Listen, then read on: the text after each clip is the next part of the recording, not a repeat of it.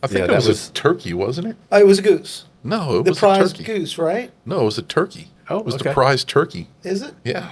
All right. We'll have to go back and look. Me and Kevin will debate this until we see it again. Rewatch. The good news is we got the DVD. Welcome to Holiday Film Countdown. I'm Jamie Walter, and today we are going to London. That's right. This film is A Christmas Carol, our 11th ranked holiday film. Hello, I'm Tim Walter. Bah and humbug, always said together and almost never said outside this story. It's time to get literary and save a soul. Our first guest is Leon Connelly. Hello, Leon. Please let us know what you're drinking and give us a quick thought on A Christmas Carol. I'm drinking rum and coke with Pecan Street rum. And Christmas Carol, this is one of my favorite movies. I saw it as a kid in New Orleans. It just really encapsulates the holiday spirit for me, and I always love seeing it. Okay. All right. And our other guest is Kevin Shea. Hey, Kevin, what are you drinking? And what's your initial thought on this film? Okay, I am too drinking the rum and coke with the Pecan Street rum, which is really good. And my initial thoughts of the movie was it's a classic. I mean, just like Leon, I watched it as a kid and as a teenager. It's been a while since I watched it, and it was really good watching that again. And it does. It just encapsulates the holiday spirit. It's one of those feel-good movies. Seeing an evil man turn around and embrace the holidays and his fellow man. And actually, you get to see the human side of him that comes out. So I really do enjoy it. Well, thank you. Thanks for being here. Yep. And I'm not doing the rum, I'm doing a wine tonight. And I think my quick thought on A Christmas Carol is that each time you watch it, you see it a little differently. And I feel like I did that again tonight.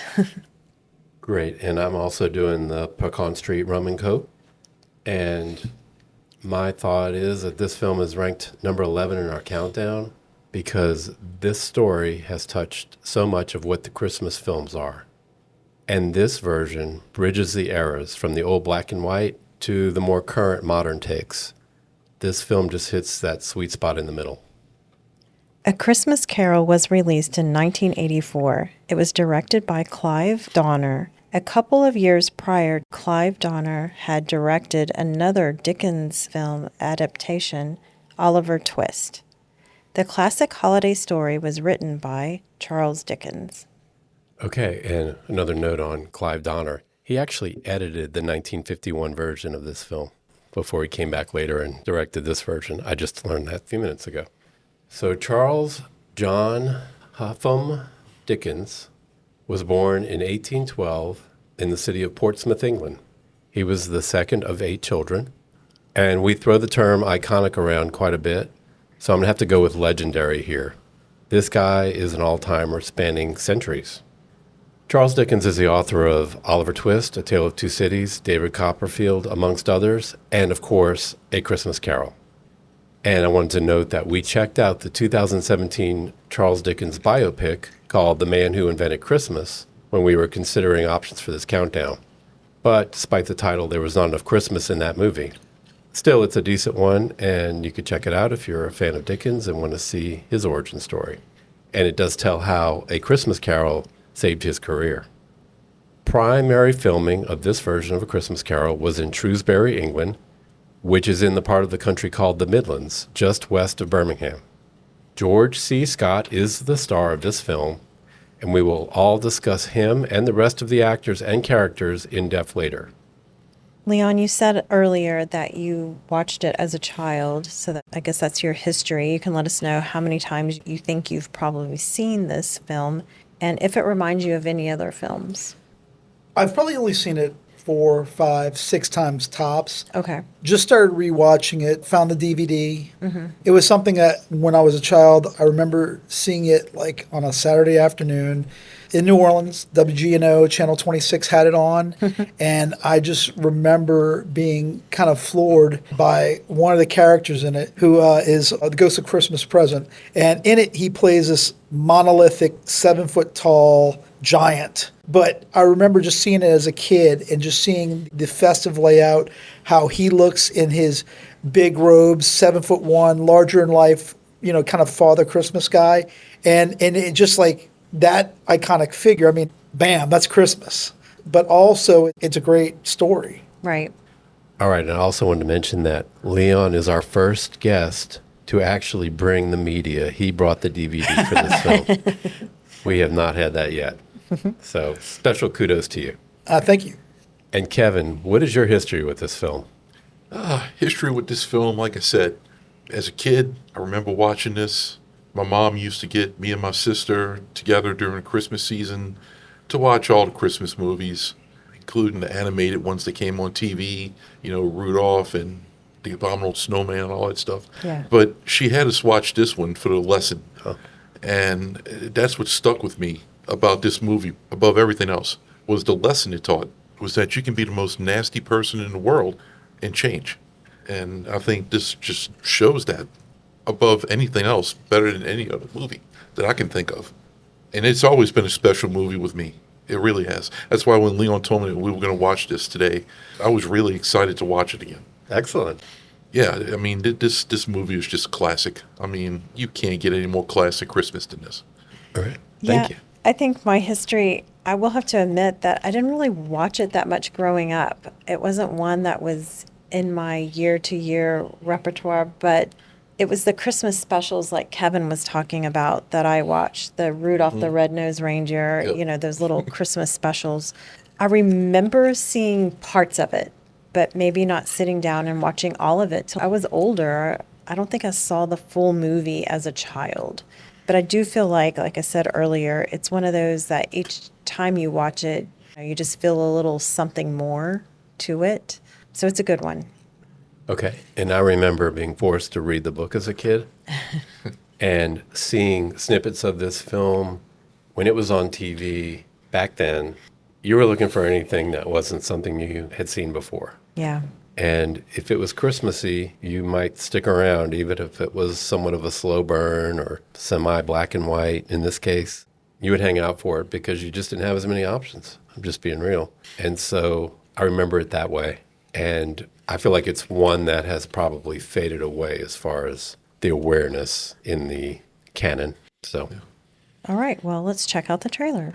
Monday, it's George C. Scott in a brilliant adaptation of a Christmas classic as magical spirits teach lessons of the heart to a miser named Scrooge. Every idiot who goes about with Merry Christmas on his lips should be boiled in his own pudding. A Christmas Carol. Humbug. This is CBS. It hits the high points. The funny thing is, as a kid, seeing this on television back in the day, I don't ever remember seeing the trailer before. But if you were going to look at the trailer, it kind of gives you the high points of what's going to happen. Well, of course, it gets to, I think, they showed the Ghost of Christmas Present. I don't think they go into the Ghost of Christmas Future and, that whole part of it. But you get a general sense of it. would it make you want to watch it, Kevin? If you're asking me if the trailer made me want to watch the actual movie, Would it? Would it? Yeah. I think it would, because it seems fairly interesting. Ghosts coming to visit somebody and possibly changing their view on something. I mean, I'll add to that. being from New Orleans, we do believe in the paranormal. So, that does seem pretty cool. If I would have seen that trailer as an adult today, I'd be like, all right, I'll give it a try. Say, Rob, my uncle saw ghosts down in the parish. But I think to add to that, one of the things is it does hit the Christmas spirit in the high points, because you've got the bell tower in the background with the snow coming down, the people in the festive gear. It shows you that it's a Christmas movie. And then they go into the whole Dickens story, and everything revolves around that. I like how it's the serious voice, and he says, Ebenezer Scrooge, the lust of wealth. Right. And I was thinking that when I was hearing it, because I want to read Charles Dickens' A Christmas Carol. Okay. And me and the kids, I tried to, with the kids, recently read, before Halloween this past year, we read The Legend of Sleepy Hollow, Washington Irving. And I've recently read some other stuff where it says Washington Irving and Charles Dickens were admirers of each other, and they actually had correspondence, and they kind of riffed off each other.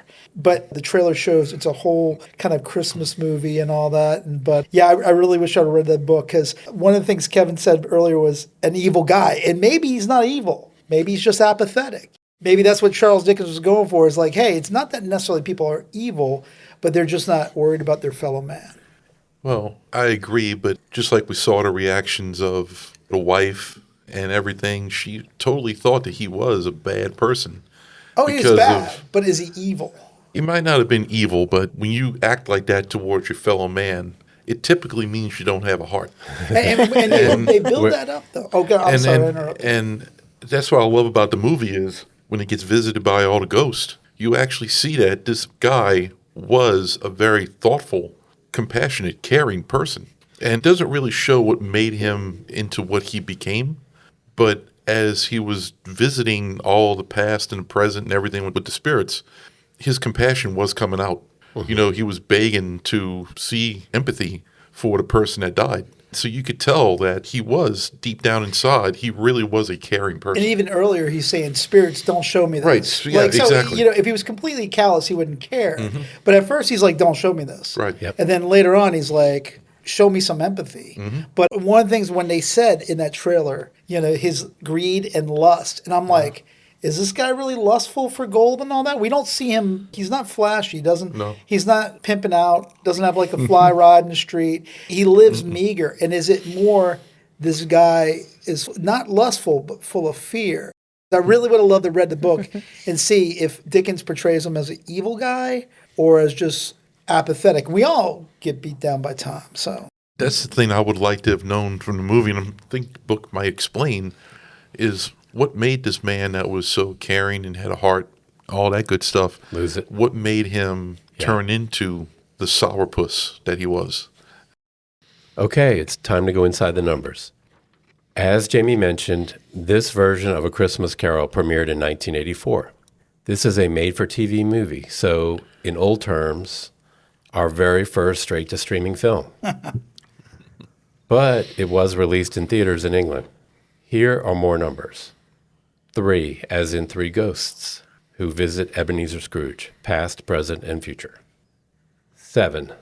7 is the number of mainstream, true to Dickens, original story feature film versions of A Christmas Carol. Notably, the first of these was a 1901 silent film. 12. This is the approximate number of times that he says humbug. 57, as in 57 years, which is how old George C. Scott was when this movie came out. In this case, he seemed to be 57 going on 75. I was wondering that. Agreed. 100, as in over 100 different live-action, animated, TV episode, and parody versions of A Christmas Carol existing out there in the world. Notably, our countdown features a couple of these less traditional variations. Our number 21 holiday film, Scrooged, and also at number 17 is A Muppet Christmas Carol. And our final number is 1843. This is the year that Charles Dickens wrote A Christmas Carol. A Christmas Carol has a score of 3.6 out of 5 on Letterboxd, and we will all give our own reviews and scores later on. Okay, let's move on to how did it get us into the Christmas spirit? We definitely saw a lot of caroling going on. What do we want to say about that? I think that was their main form of entertainment in that town. Oh, yeah. Yeah. It's lovely. Visually, auditorially. Yep. It's really cool. We saw adults and then we saw children doing it. Yeah. Pretty much every time he went outside, he'd encounter some. But I don't think we saw any Christmas trees, did we? I don't remember seeing any. That might be a later thing, too. Or I think the Christmas tree is German in its origins. So it may not have crossed over the pond at that time. Okay, it was before we brought them in. And I said pond. I Channel. mean the channel. And Yes. we also saw the mistletoe. We definitely did see that. That was key.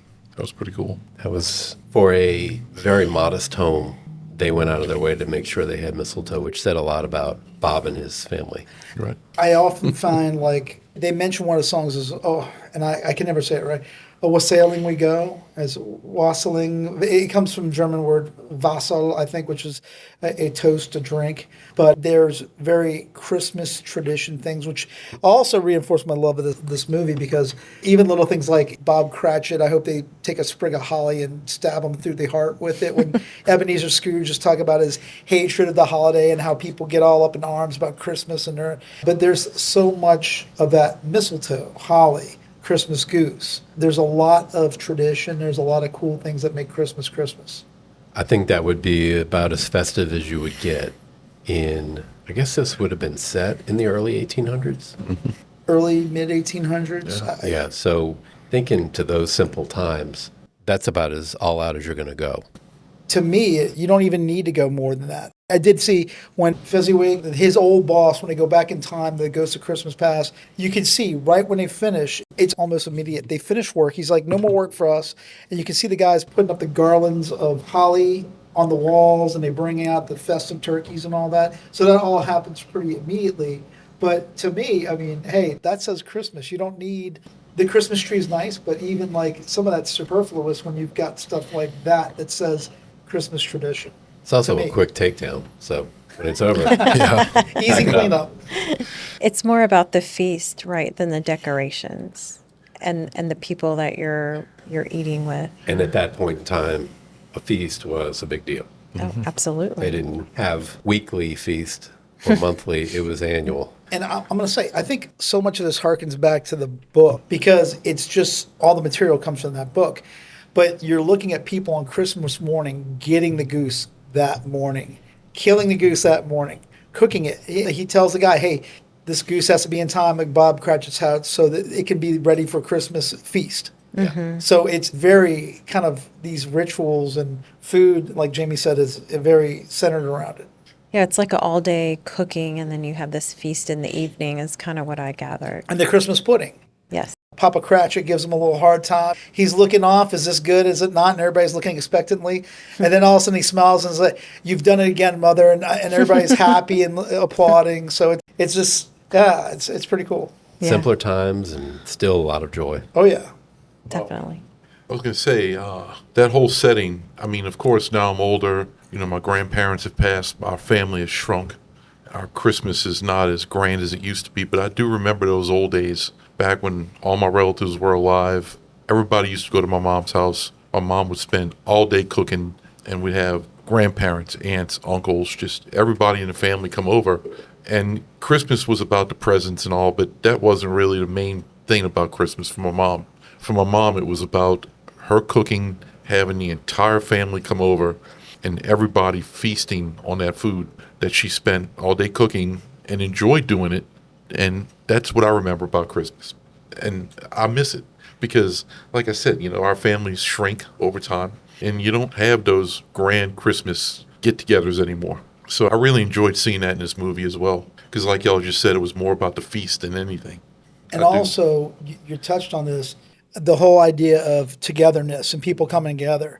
Because I'm looking at this, and I keep seeing all the people are enjoying each other's company. And in fact, they're like, Ebenezer, you're missing out. Oh, you're rich in all this, but you are so poor in spirit and poor in the eyes of your fellow man. And it comes back to this idea that people and relationships and all that is so important. And it brings the whole spirit of Christmas home, along with tradition, along with the holiday feelings. Yeah, I will have to say that when I think of Christmas growing up, it was always about tons of family being in my modest home that I grew up in, and literally we would spill to the outside, cousins and aunts and uncles over, and that's what I always want at my house now as an adult, to have a big crowd and just family and friends, and it's more about the people for me. Yeah, and I'll say when the goose is that size, you want a lot of people because you have to pluck that thing. That's a lot of work. And cook it. Hit all those kids. Man, those kids could all go to town on that goose. It was, 28-pounder? Oh, I remember when he puts it in the back of the fancy cart that you admired. You actually see the cart drop. I mean, it looked like a 40 pounder at least, maybe 45. I think Yeah, it that was was- a turkey, wasn't it? It was a goose. No, it The was a prize turkey. goose, right? No, it was a turkey.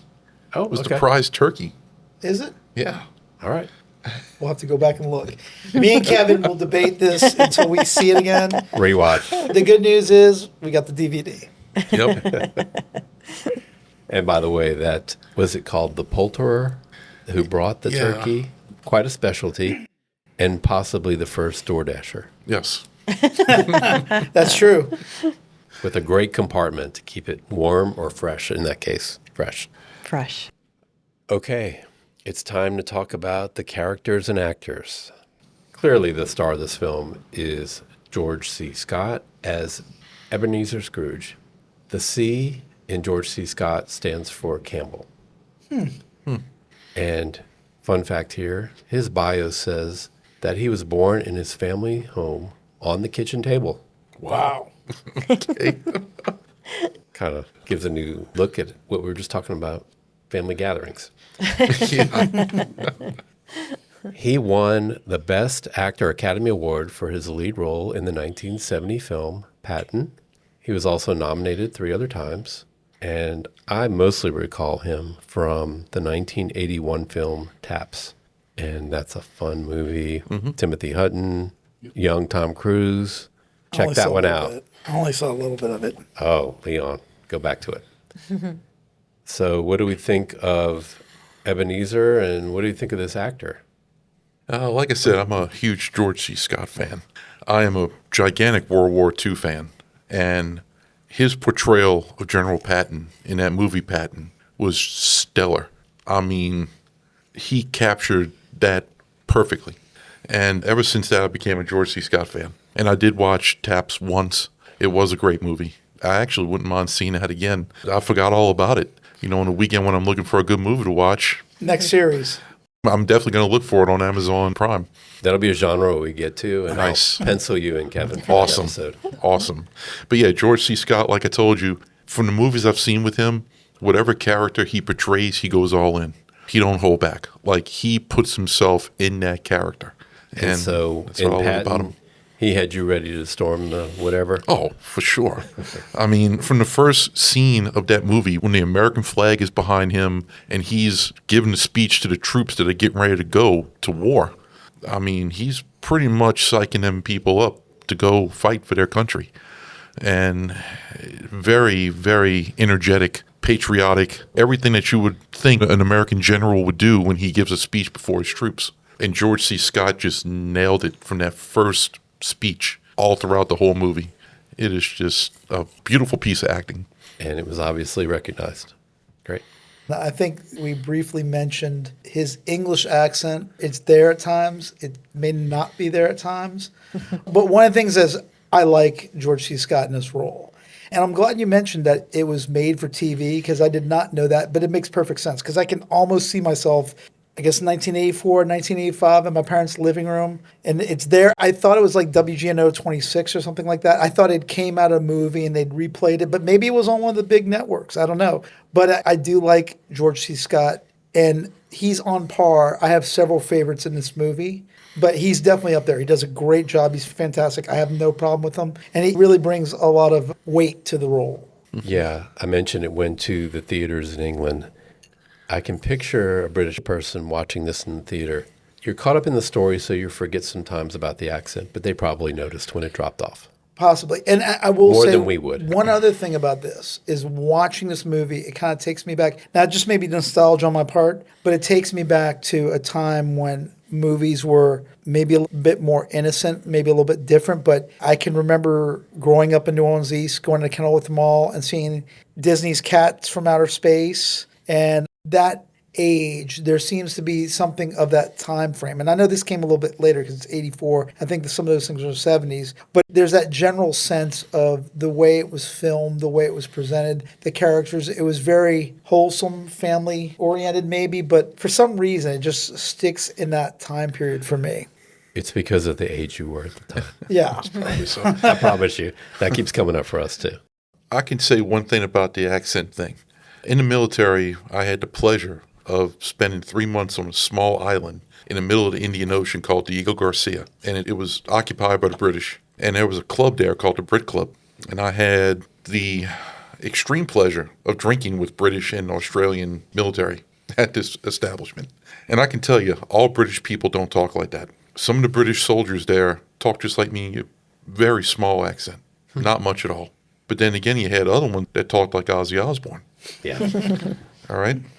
So the accent is varying depending on the person and which part of the country they're from, I guess. And maybe how long they're in the military. Maybe so. Also, we don't know 1843. And I think Dickens, when he wrote this in 1843, he was a very timely writer.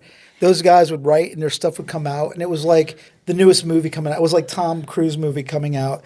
So I think he wrote for that time. So it was probably set in that time. We don't know what the accent was like back then. And Kevin's right. In Britain, you got like Mankey from Manchester. You've got like Cockney accent. You've got international. You have so many different accents. And he was a wealthy London guy. So who knows? Yep. But I will say, until you, Tim, brought it up, I'd never considered the accent thing. I get deep in these things, so maybe that's part of it. It's like me and Leon being from New Orleans, okay? Growing up down there, I never noticed the accent. I never noticed it at all. But then I joined the military. Exactly. I was away for 14 years from the place I grew up. And when I talk to people from back home, like my mom, it's like, oh my God, I hear it now. And I mean, we got one friend out of all the people I know in Louisiana, just one friend that we have, Michelle. She has this accent to her that is above everybody else that I know that's from New Orleans. Danny? Danny is not as Okay. Michelle's accent is like the most like Quintessential. yes.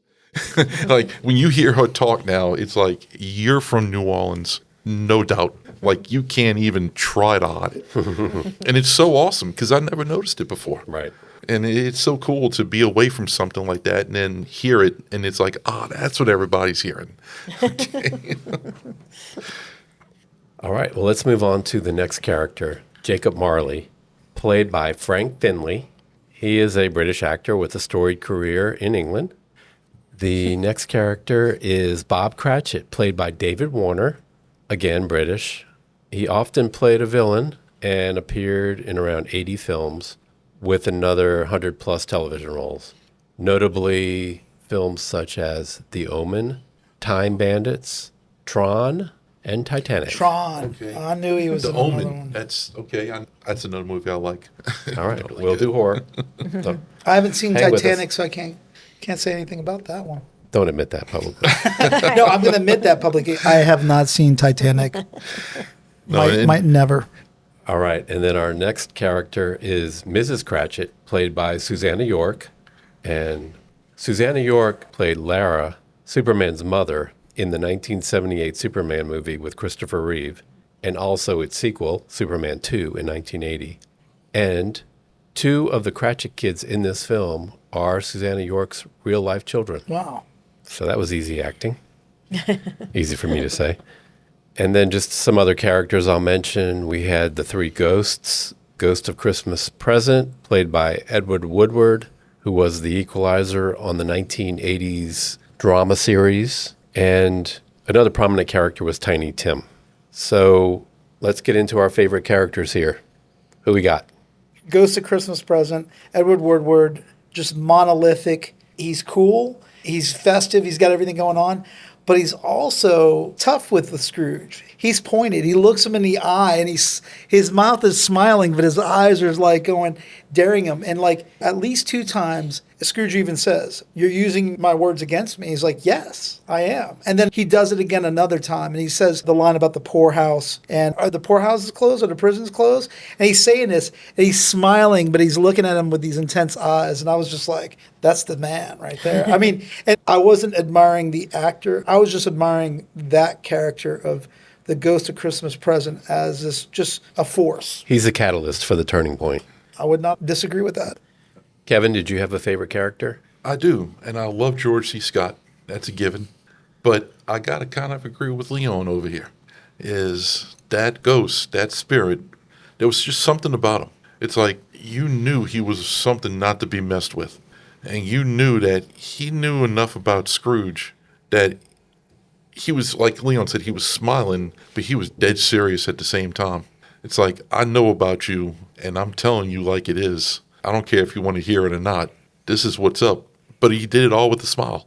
Yeah. And it was just menacing. It was very menacing. It was very, I don't know, just something about it was just, The force of his personality. yeah. And like a wise parent that you can't speak around, no matter what Scrooge was going to say, Right. it wasn't going to matter because Exactly. he was going to be right.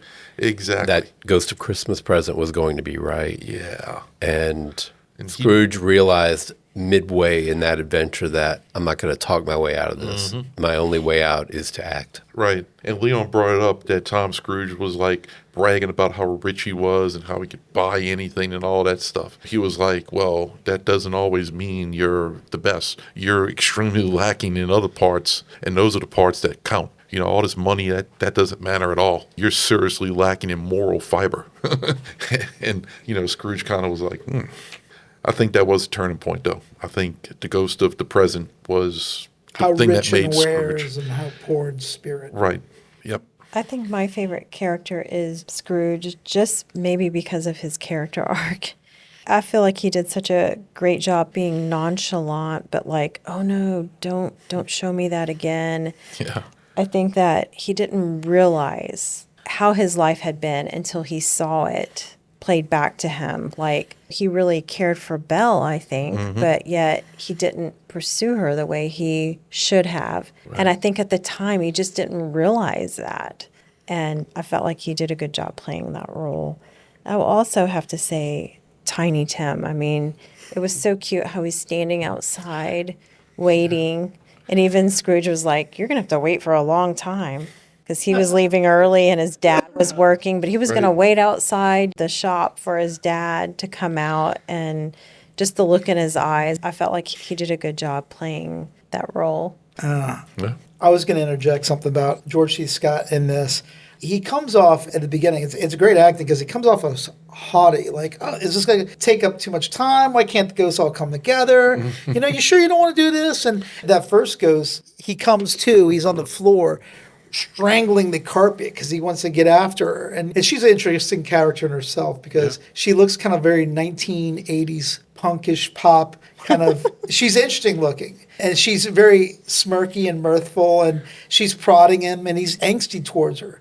And then the Ghost of Christmas Present kind of like starts, you know, in martial arts, they call it a temi. He's popping him in the nose. He's opening him up. He's breaking down his defenses a little bit. Right. You see George C. Scott like, well, wait, hold on. He's not on the offensive. He's kind of set back on his heels. And then the coup de grace, the Ghost of Christmas Future. Right. Who's always that awesome. And I'll give, since we're talking about characters, the Ghost of Christmas Future. You see him, and you always see him in shadow, and I've seen productions where he's revealed and it's a skeleton, it's death, it's whatever. And they don't confront you quite like that, but you can always tell it's menacing, it's there. He's got this arm that drapes out. You can't tell if his fingers are bones or long or what. He's pointing out like that. And in other parts of it, the stage production is great because you don't even see him. You see his shadow directing Scrooge to go here, do this. And the way they had the first time you see him is Scrooge is coming to. He's in this arched, definitely British, like the railway stations are built with arches and you have the roadways running over. Well, he sees this family, or I can't remember, he sees something, and he's in here by himself alone now, and the ground is saturated with this fog. It's, of course, theatrical fake fog, but off in a distance, about 50 yards off, you see the Ghost of Christmas Future. And it's just done so masterfully. Mm-hmm. So I don't know if he's named in the credits, the Ghost of Christmas Future. He's probably not because you don't see him. You don't hear a person. But it's done so well that even though there's no real persona behind that character finishes the arc of Scrooge, like going from being defensive and aggressive to on his heels. And now he's like, oh, how can I change this? To me, it just kills me. So, what do we think of Bob Cratchit?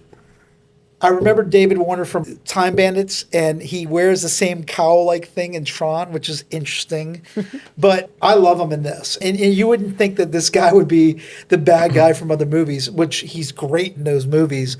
But in this, he's such a warm and loving and quiet and gentle father. And it just, there's the scene where Tiny Tim is gone and he's missing Tiny Tim and everybody else is being strong. And the whole family's trying to buoy him up because they know he's feeling it. Right. Gets me. I was going to say, I think Bob Cratchit was, like Leon said, just a wholesome family guy that loved his family, loved his fellow man, was just a kind soul. You know, you could tell he didn't have a mean bone in his body. Just a very loving person. You could tell that especially when Scrooge is offering him, I'm going to double your pay. And he's He like, didn't know what to he's say. scared. Yeah. He's getting double his Yes. pay. And he's looking at Scrooge like, number one, have you lost your mind? But number two, what the heck is going on? Right. He's so used to being fearful of this man. Yeah. So he's getting his dreams met and he's scared. Yeah. Do you know what time it is? Yes, sir. What time is it? 18 minutes past the hour, sir. 18 and a half minutes past the hour. What do you mean, coming here this time of day? I'm sorry, sir. I am behind my time. Yes, I think you are. Step this way, sir, if you will, please. It's only once a year, sir. It shall not be repeated. I was making rather merry yesterday. Well, I'll tell you, my friend, I'm not going to stand for this any longer. Therefore, I am going to double your salary. Double my salary, sir. Yes, Bob. A Merry Christmas to you. So you've mentioned my favorite characters, but ones that I'll note were the nephew, Fred, and his wife, Janet. Mm-hmm. And I just like the way they were persistent. They were going to ask Ebenezer every year, realizing that he probably would never come over Right. for the feast, the Christmas meal. But when he finally does show up, I like their reaction, and I like the way Janet, who has actually never met him before, plays. I mean, I got to say, all these British actors are really good. Yeah. They are. They just are. I mean, they have that stereotype, and they live up to it. But her subtleties are so good in moving from, okay, I've never met him before, to his intentions seem decent, to he kind of wants to stay. Okay, I want him to stay, and welcoming him in. I like that little quick progression, just the subtlety of it. And she's parallel to Susanna York, Bob Cratchit's wife, who's also like guarded. And I'm sure she would probably go through the same progression as Fred's wife. But one of the things you just made me realize is there's three archetypical characters. You have Fred, Bob Cratchit, and Fezziwig all embody this Christmas spirit of acceptance and love, and really embody the Christmas spirit. So, you know, you get these people who are like, Good Samaritan is the name that comes to mind, but, you know, people who are kind of like, hey, we'll give you a chance. There's hope. There's always a spirit of Christmas. Hope springs eternal. Yeah. All right. Well, let's move on to the scenes. So, do you have a favorite or best or memorable scene that you want to bring up, Leon? Sure. Definitely when the Ghost of Christmas Present is there, he's like, come in, and Ebenezer does, and he's got this big festive layout, the feast, but also like this whole thing of like the big robes, the flames, it screams Christmas. And he's like, guess what? I'm here. I'm this force to be reckoned with. And that character just, I love them. Yeah. Kevin, you have a favorite scene in this film? Leon touched on one of the favorite scenes, and it was totally theatrical. There was not a word said. And that's when Ebenezer Scrooge looked across that field of fog, and the ghost of the future was standing there, ominous, you know, just evil looking, very, very, just great filming. It caught me. I mean, out of all the scenes in the movie, if we're just talking scenes, that scene right there, I mean, that would have scared the hell out of me. That was some really impressive 1984 fog we saw. That was. And you mentioned this when we were watching the film, that the door knocker at the beginning of the movie where the door knocker turns into Jacob Marley, which is something that's in the book and we all know and all that. But I remember as a kid seeing that and going, whoa, that was scary. That was spooky. And it's 1984 technology, but they do something so theatrically well. And when you said that, I was like, oh, yeah, I remember that as a kid. It gets you. It That was grabs you. what stuck with me as a kid. Yeah, yeah. definitely. And actually, the scene as a kid that frightened me was when Jacob Marley materialized, and he was like this gray colored thing with a bandana around his head and dragging all the chains and everything. That frightened me more than seeing the fog and the apparition at the other end. Damnation in your face. I like when the first ghost is coming and Ebenezer is like, it's something I ate. Like, he's still not, like, wanting to believe what's going on. So he's like, must have had something bad. My stomach is turning, He just can't believe really what's going on, even though I think at the time he does really know what's going on. He just doesn't want to believe it. It's funny because in the last year or two, I read The Adventures of Little Nemo, the old cartoons. I can't remember the guy's McKay from like 1912. And he would do these cartoons of this little kid who dreams these fantastic dreams. Well, McKay also did this thing called Tales of the Rarebit Fiend. And a Rarebit Fiend, Rarebit is, you can look this up, it is a British quintessential like midnight snack. I think it's not a morning thing. It could be. But it is like toast with a dripping cheese kind of fondue on it. And people would eat this at night. And often in these Tales of the Rarebit Fiends, these guys falling out of bed, waking up after you've looked at the panel of the book, or these wild sleep adventures, these dreams that these people have. And then you see them waking up half on the floor going, oh, I should never eat that rare bit, that cheese, whatever. Right. So it's straight from Dickens, that whole idea that these ghostly apparitions, it's just a little bit of beef indigestion. It's just a little piece of beef that didn't go down right. Yeah. So it's funny, but that seems like people probably back then were like, yeah, Yeah. a little bit of that, got me a little bit wrong. Man, that's the only reason why I saw these ghosts. The 1843 mad cow disease. Exactly. Rare bit. Right. Okay. Right. Yeah, the scenes I recall that I enjoyed were early on when Ebenezer Scrooge is walking through the street and just encountering everyone, and he's so bitter about Christmas and all the humbug. And then the contrasting that with when he comes out of his visions of the ghosts and he looks out his window and talks to the kid on the street. And then he's, again, walking the street and encountering people who are celebrating. And just the shift, the gray lifted. We got color on the screen. It was just a whole different feel. And so I love that contrast. That was good. With that, it feels almost heavy-handed the way George, delightful boy, talking to himself. And, my boy, do this for me and all that. But the thing is, watching it, although I think and it could be taken right from Dickens, but watching it really gives you that Christmas feeling of like renewal and holiday spirit. And instead of being this dour guy pushing through the streets and out of my way, boys, out of my way, I've got business to attend to. Here's this guy who's like, now, the skies have opened up. He says, beautiful day and all these things. And now everything tastes a little bit sweeter and everything smells a little bit better and life is renewed. Okay. Something that really touched me was when Tim wanted to go and watch the other children play in the snow. And his dad says, that will be you one day. And I was just like, oh, gosh, Yeah, that's a heartstrings tugger right there. Wow. So invest you in that little boy. It's like, oh, he's so sweet. I know. And I think we all kind of know. We want him there. Yeah. Go play, Tiny Tim. Absolutely. All right. Quotable lines. Does anyone have any quotable lines they'd like to bring back? The terminology is so antiquated. It's kind of hard to remember those speech patterns where, it's not like Arnold Schwarzenegger lines from movies of today. I might even say there may have been some liberalism done with the script, because I think last year we saw A Christmas Carol as a stage production, me and my wife. I want to say, but the paraphrase of the most memorable thing to me is when Ebenezer Scrooge was there on his tombstone saying, these things that I see before me, are these not things that may chance not pass, or are they things that must pass?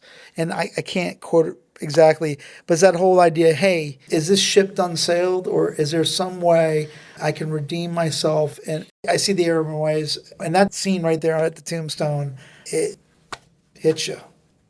I like when Ebenezer says, I had forgotten how beautiful she was, talking about Belle, like looking back, and you could tell just, I don't know, you felt the regret of not pursuing it farther with him. And then also, there was a line of seriousness can be overdone, which I thought was a good line. It's true. Sometimes it's better to be a little more playful at heart. Yeah, and then too back serious. to Belle. He said, I almost went after her. And then the ghost says, well, almost carries no weight, especially in matters of the heart. I That's wrote a that great down line. too. Yeah, that was a So great funny. line. I have Yes. that one. Yes.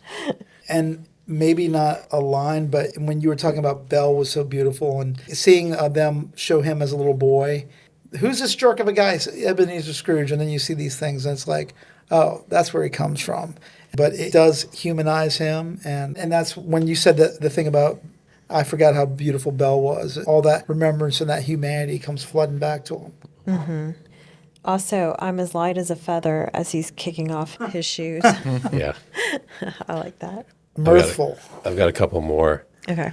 When he's seeing his funeral and the guys are all joking, it'll be a small funeral. Yeah. You know, that was just kind of like, oh, yikes. that's a gut punch. Yeah. And then on the other hand, when he sees the Cratchits having their Christmas meal and they're doing a toast to him, and they say a toast to Mr. Scrooge. And all the kids, oh, Yeah. to Mr. Scrooge. All right, well, let's move on to the moral of the story. We've kind of touched on it, but anyone want to add any more to the moral of the story? I think we pretty much covered that. I'll touch on it a little bit. The whole thing for me is it's a redemption arc. It's here's this guy who I don't think he's evil. And here's the thing where, man, Dickens was a genius because honestly, it touches the heart of a lot of us. We all get caught up in our lives. We all forget our humanity. We all don't think about the other person, and we're all so caught up in everything. I mean, you could blame Ebenezer Scrooge for, I want to keep this money to myself, and he does, but it's almost like you have these ghosts revealing to him, oh, these people that you look down on, oh, these people that you have no feelings for. If you could, I mean, the phrase came up to me several times, walk a mile in a man's moccasins and feel what he feels. And that is what changes him. So we go from this person who's like us all. We all forget and we all get caught up in lives.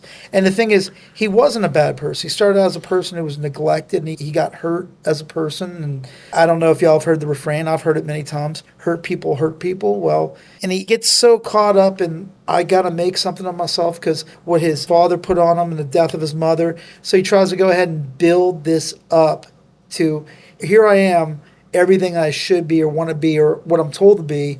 And he loses the important thing. So I think Dickens is a genius in that he puts this to us all. And that's why I said before, I don't think he's evil. This lust for money, maybe it's a lust for money, but I think what it is a forgetting of our own humanity, not evil. I think they said a lot of times that the evil that happens in the world, it's not the evil, it's the apathy that we come at it with. So this apathy that's in ourselves, Dickens confronts it and exposes it.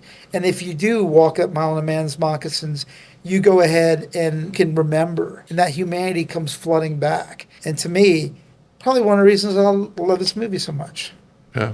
Oh, the only reason why I say evil is because he was confronted that if he didn't donate money, that some lesser people would possibly die because they didn't have everything that they needed. And he was all in on that. He was like, all right, well, that's one less, I forgot what he called them, but that's one less of whatever around. Maybe they should die. And you're right, and he did. And, that's the only reason why I say that's evil, because, that's just not caring about somebody if they live or die. Yeah, and as Leon mentioned, the genius of Dickens in showing us that his mother died in childbirth. Right. It gives you that little inkling of, okay, well, maybe there's some justification here to his behavior. Mm-hmm. Maybe that's part of why he's who he is, and then we see him in his school classroom. Yep.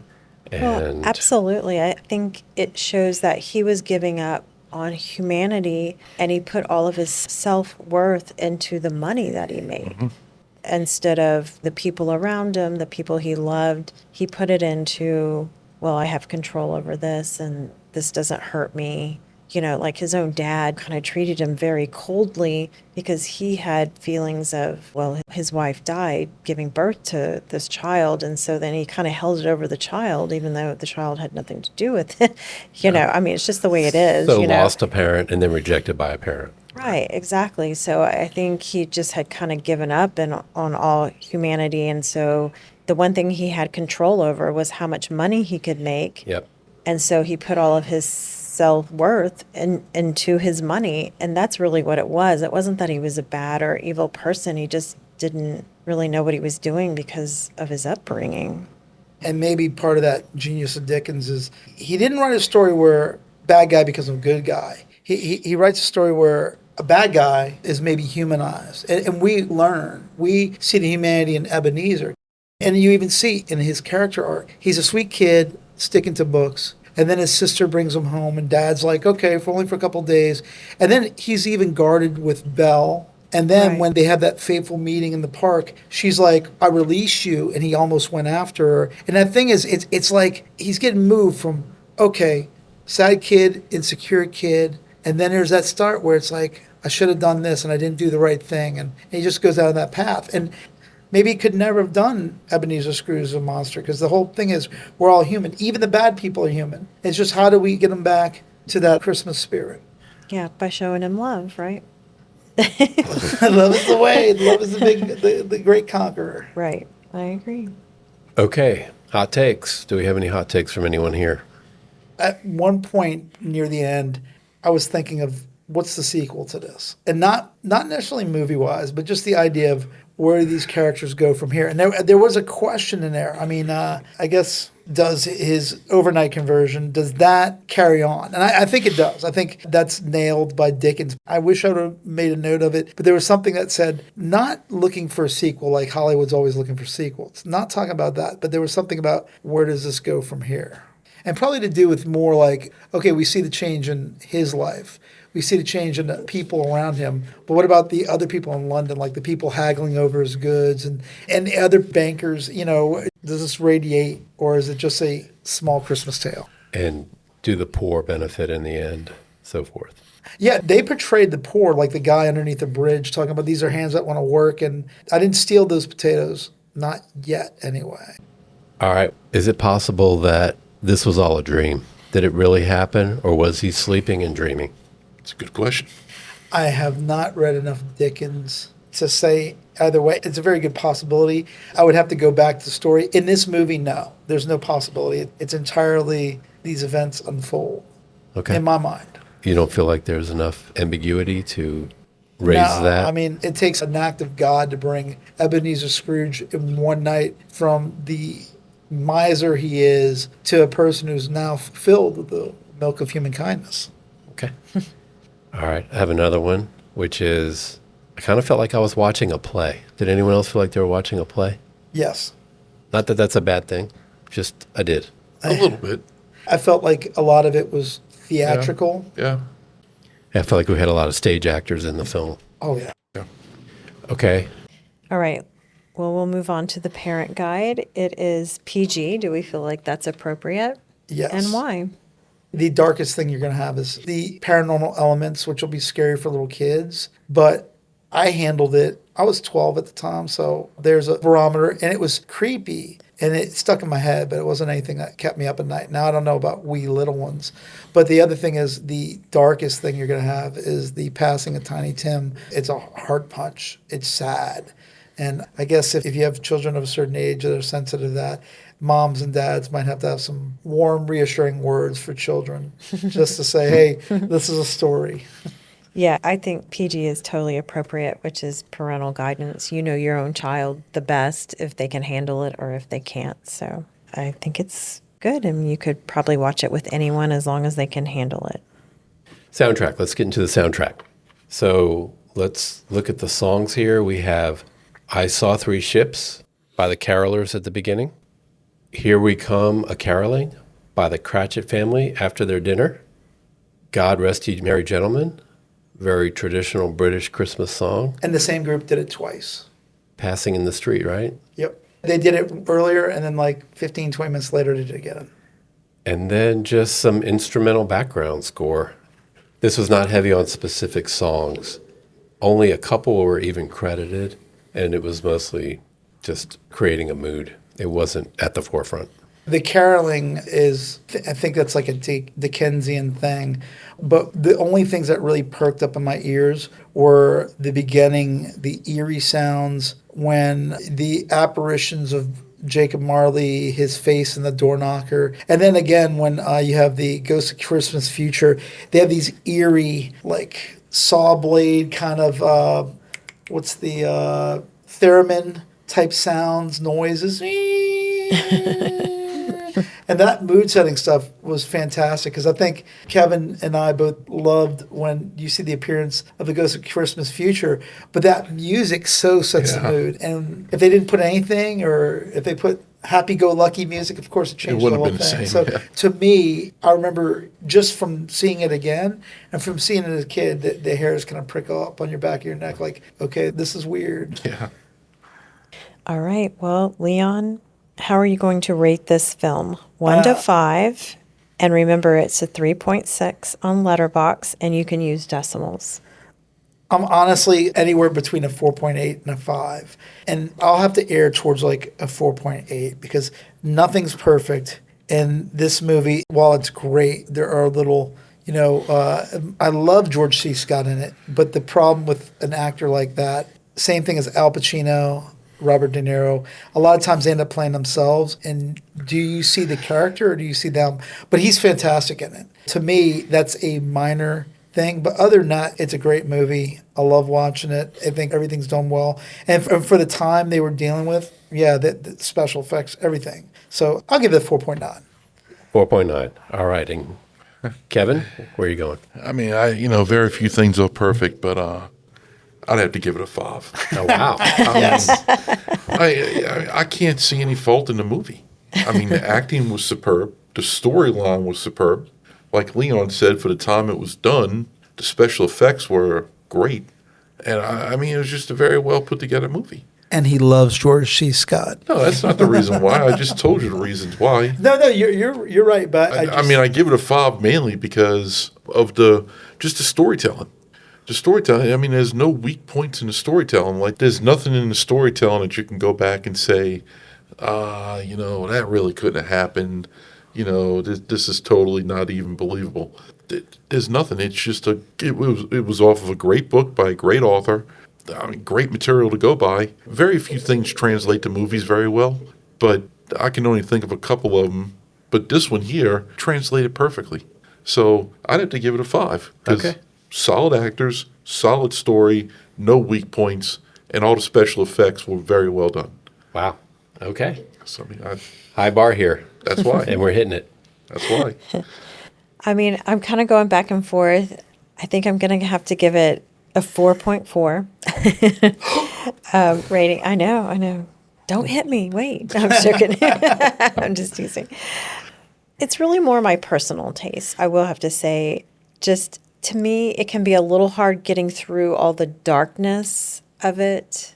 I think it's a great story. I think there's a lot to learn from it, but it almost at times feels a little hokey to me. I think that could be the theatricalness of it in some Right. ways. You're but right. I will say that sounds like a hard one, and 4.4 and a very great rating from you. I think it's a fantastic rating. Okay. Okay. And here I am at a 4.5. The story is phenomenal. Obviously, what it's created in the world, the author, the legacy. It was glum for quite a bit, which I'm okay with that, knowing that the brightness will show, but that's a factor. The acting superb. The filmmaking was very good. And very much enjoyed it more than I thought I would. 4.5, due to the legacy that this film has created. All right. Leon, I know you would recommend this film, but who would you recommend it to? Everybody. Everybody. Everyone. I think it's great for the holidays. It centers us on what's important. So, everybody. Yeah, it's a good message. And you, Kevin, I know you'd recommend it also. Oh, yeah, to everybody. I agree. I would recommend it to anyone who's open to watching holiday films. This is a great one. It definitely hits the mark on the Christmas spirit. You guys didn't know y'all were going to get a couple of zealots tonight, did you? Oh, we knew. We knew. Yeah, I would recommend it to someone who has a good attention span. I feel like it's not going to lock in the TikTok generation. No. You are absolutely right. They might come around as time passes. Maybe they have children of their own, or they want to further examine where it all came from, where all these stories that we have now started, because Dickens was ahead of his time. Right, for sure. All right, Leon, what is your favorite holiday film? I'm going to name two.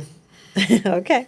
It's a Wonderful Life and this movie, A Christmas Carol. And I would say specifically this George C. Scott version because I can't think of any in my head, but those are up in the pantheon of Christmas greats for me. And I could go more onto that, but it takes a lot more soul searching. And I'll leave it at that. Okay. All right. And Kevin, what is your favorite holiday film? Oh, wow. Is it this one?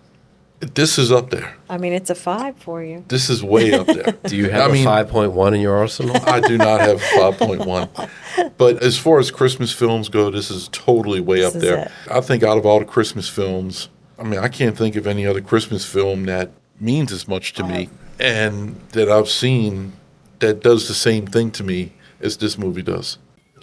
All right, Leon, is there anything that you would like to promote? I'm a realtor here in Austin, Texas. I've been a realtor for 21 years now. And I started in New Orleans, city of my birth, and met this wonderful young lady. Moved here to Austin, Texas. I've been here as a realtor for 16 years with J.B. Goodwin.